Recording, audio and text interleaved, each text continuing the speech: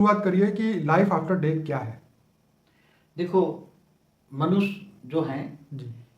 5 तत्वों का जो शरीर है, हम्म, उसके बाद की जो दुनिया है, हम्म, 3 तत्वों की दुनिया। आत्मा जब ये शरीर छोड़ देती है, 5 तत्वों की दुनिया, जी। जिनको मर जाते हैं, ऐसा कहते हैं ना, ऐसा मर गया, राइट। शरीर छोड़ दिया मतलब मर गया। ठीक है। मगर आत्मा वास्तव में शरीर छोड़ देती है। हम्म, मगर 3 तत्वों का शरीर तो उसके साथ जाता है ना, बिल्कुल। कर्म बंधन के साथ, आत्मा Right. के साथ कर्म बंधन में जाता है। हम्म, हम्म, तो आत्मा तो अजर अमर अविनाशी, आत्मा का विनाश नहीं होता। हम्म, मगर वो 2 तत्वों वाला जो शरीर है, जी।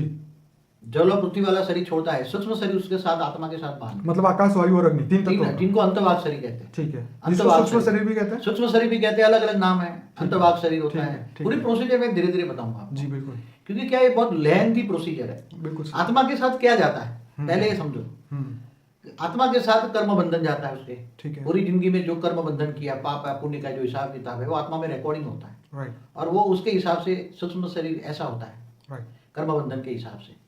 तो अंतर्वाग शरीर जब बाहर निकलता है, और फिर ये अंतर्वाग शरीर जो, क्योंकि बाहर निकल जाए तो ये रह जाएगा, पुतले में क्या रहेगा, शरीर में रहेगा जल और मिट्टी, 2 तत्व रह जाएंगे। राइट।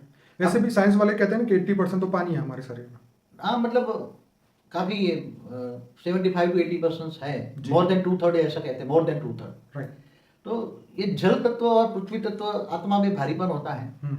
इसलिए मनुष्य आत्मा बेचारा ये आत्मा को, आत्मस्वरूप को, आत्मज्ञान को, परमात्मा ज्ञान को इमर्ज नहीं कर पाता, सुन नहीं पाता, और माया है, माया में फंस जाता है, माया में फंस जाता है। इसलिए पूरे जन्म का हिसाब किताब के हिसाब से उसका अंतर्वाग शरीर भी उसके हिसाब से ही बनता है। ठीक है।